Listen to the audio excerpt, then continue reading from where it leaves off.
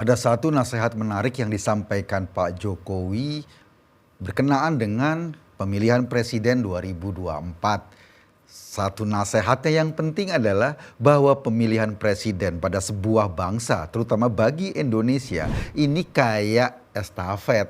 Artinya ada satu pelari yang sampai satu titik lalu dilanjutkan oleh pelari lain. Bukan pemilihan presiden tuh harus dari nol lagi, seolah-olah kita mengulang lomba. Sprint, setelah itu ngulang lomba dari nol lagi. Kenapa estafet? Karena bangsa ini kan bukan cuma bergantung pada satu dua presiden. Bangsa ini akan terus berjalan, terus bergerak siapapun presidennya. Dan wajar ketika Pak Jokowi ngomong pemilihan presiden itu tidak seperti kita masuk pom bensin dari nol lagi ya Pak ya. Karena apa yang sudah dilakukan oleh presiden sebelumnya harus juga dilanjutkan oleh presiden berikutnya. Agar apa? Agar kita bisa naik kelas, agar kita bisa merangkak maju. Nah, kalau kita bicara soal estafet, kalau kita bicara soal bagaimana melanjutkan apa yang sudah dilakukan oleh pemimpin-pemimpin sebelumnya, tentu saja ke depan kita butuh kualifikasi orang yang bisa memahami Indonesia dan tantangan-tantangannya di masa depan. Kita tahu dong, Indonesia hari ini atau tahun 2030 nanti itu ada namanya bonus demografi.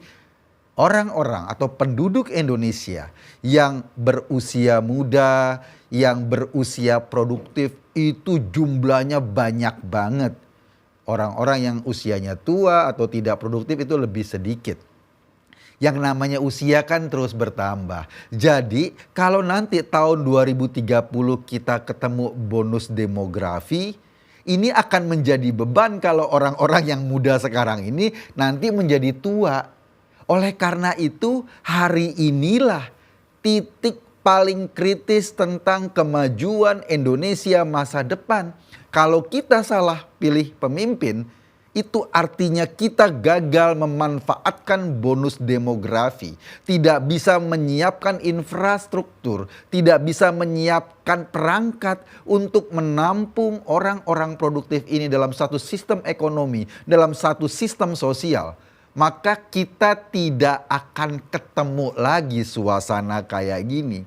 Kenapa? Karena itu tadi orang-orang muda akan bergerak menjadi orang-orang tua. Jadi kalau tahun 2030 kita ketemu bonus demografi, lalu pada tahun 2060, 2050 ya orang-orang muda itu sudah jadi tua-tua, sudah jadi beban ekonomi.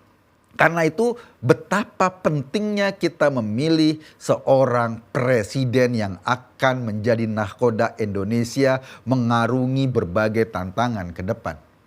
Sekarang nih ada tiga nih. Ada Anies Baswedan, ada Prabowo Subianto, ada Ganjar Pranowo yang disorong-sorong untuk menjadi penggantinya Pak Jokowi. Tapi kita tidak mikir siapa yang akan menggantikan Pak Jokowi. Yang mesti kita pikirin adalah siapa yang bisa meneruskan apa-apa yang sudah dilakukan atau dibangun atau kebijakan-kebijakan penting yang sudah dilaksanakan di zaman Pak Jokowi. Kenapa? Kita harus akui deh, ada revolusi besar ketika Pak Jokowi tampil sebagai presiden Indonesia. Yang pertama, pembangunan infrastruktur gila-gilaan. Anak-anak Jakarta pernah mimpi nggak sih Jakarta punya kereta bawah tanah dulu? Mungkin nggak, tapi sekarang diwujudkan oleh Pak Jokowi. Anak-anak Jakarta pernah mimpi nggak sih kita punya satu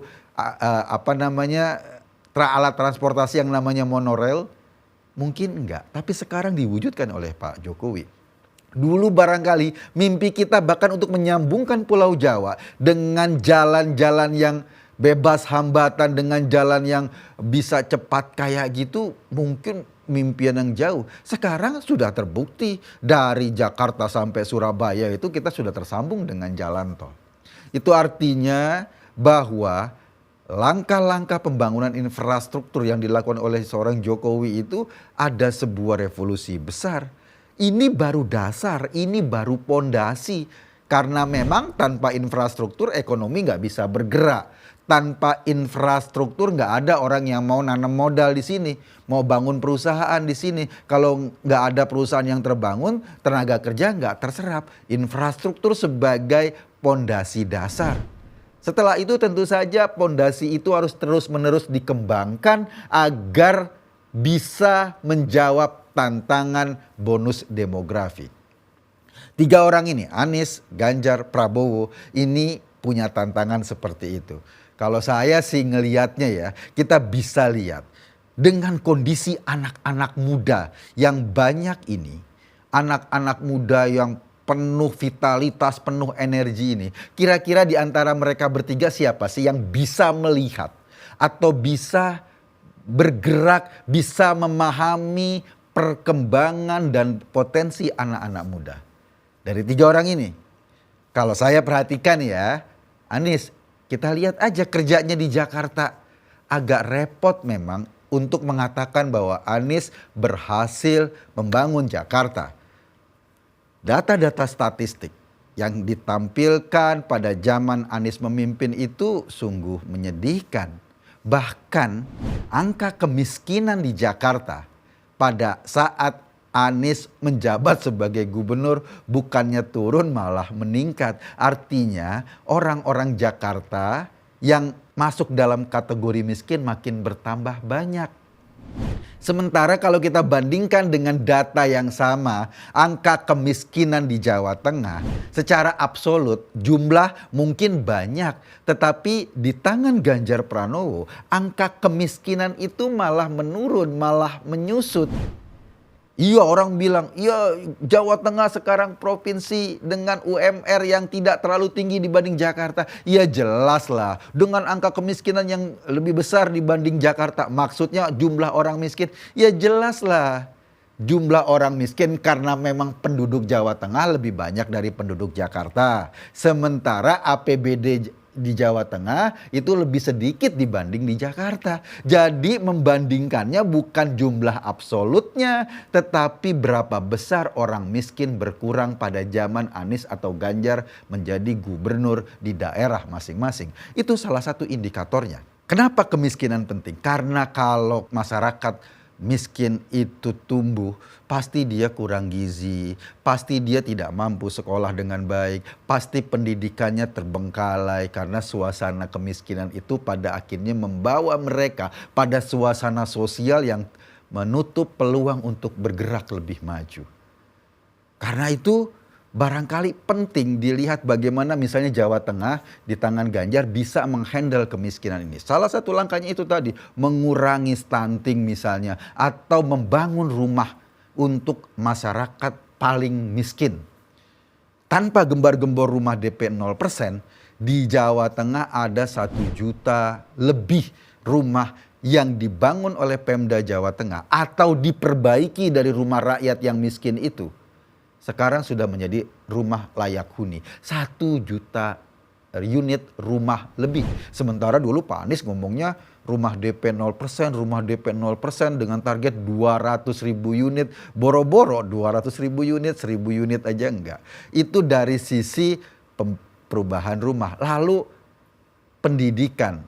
Jawa Tengah misalnya mampu untuk memotong garis kemiskinan dengan memberikan atau membangun sekolah-sekolah di kabupaten-kabupaten yang syarat untuk masuk sekolah itu cuma satu, dia miskin, dia tidak mampu meneruskan sekolah. Syaratnya itu sekolah itu gratis, difasilitasi penuh oleh Pemda Jawa Tengah, dapat asrama, dapat makan, bahkan dapat uang saku kalaupun nggak terlalu banyak, dilatih secara serius dan dikerjasamakan dengan perusahaan-perusahaan di luar negeri.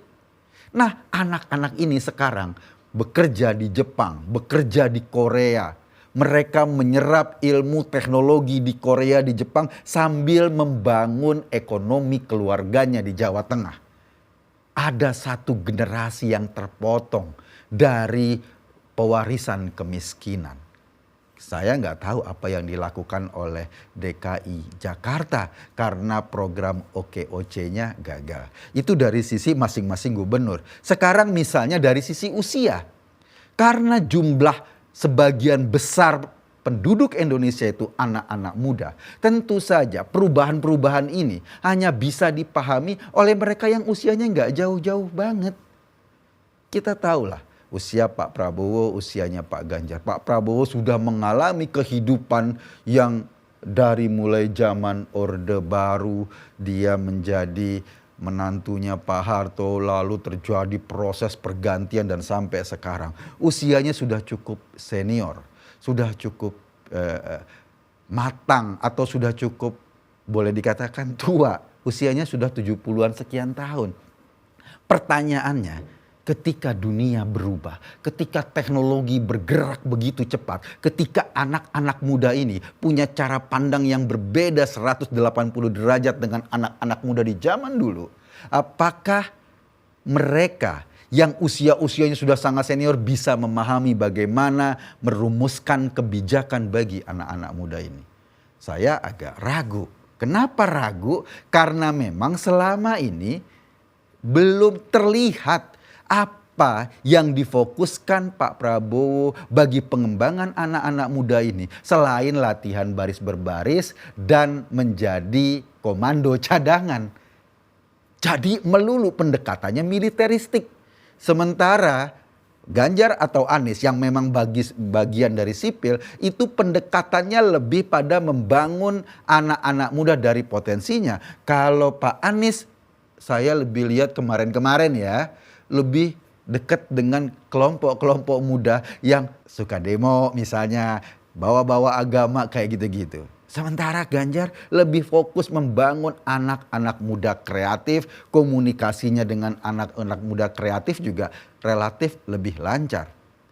Itu tantangan kita ke depan. Itu bagaimana sekarang PR kita adalah memilih pemimpin yang tepat. Memilih pemimpin yang salah dalam kondisi kritis kayak gini, ini sama saja kita tidak memanfaatkan potensi terbaik bangsa ini untuk bergerak maju. Karena kalau salah kita pilih pemimpin, kita tidak bisa memanfaatkan peluang emas, memanfaatkan bonus demografi, memanfaatkan potensi terbesar bangsa untuk bergerak lebih maju. Jadi sekali lagi, ini PR kita sebagai bangsa. Dari 3 orang ini, Pak Anies, Pak Ganjar, Pak Prabowo, kira-kira yang mampu menjawab tantangan Indonesia masa depan dengan penduduk yang sebagian besar anak muda itu, dengan kondisi dunia yang berubah dengan cepat karena pengaruh teknologi, pengaruh ada beberapa peperangan, pengaruh perubahan-perubahan ekonomi sekarang ini. Kira-kira siapa yang paling tepat agar bangsa ini tidak terjebak dalam lingkaran yang itu-itu saja. Maksud saya tidak terjebak pada suasana yang akhirnya tidak membawa kita ke arah kemajuan yang jauh lebih serius. Kita butuh orang-orang kreatif, kita butuh pemimpin yang visioner, yang mampu merumuskan kebijakan untuk menjawab tantangan Indonesia masa depan. Saya beranggapan, karena wajar ya, pemimpin-pemimpin itu yang pertama ya dia harus energik. Dia tidak terlalu tua lah untuk melihat perubahan-perubahan itu sebagai sebuah konsekuensi wajar dari kehidupan dunia dan dia mampu beradaptasi dengan perubahan-perubahan itu. Dia mampu jalan di atas gelombang-gelombang perubahan-perubahan itu. Kalau nggak mampu kayak gitu, tetap kekeh berpikir dengan gaya orang zaman old gitu, zaman lama dengan usianya yang sudah tua, kita akan tidak bisa bergerak maju karena orang-orang seperti ini tidak bisa meniti perubahan dengan cepat dan lebih baik. Saya Kekun tadi, terima kasih.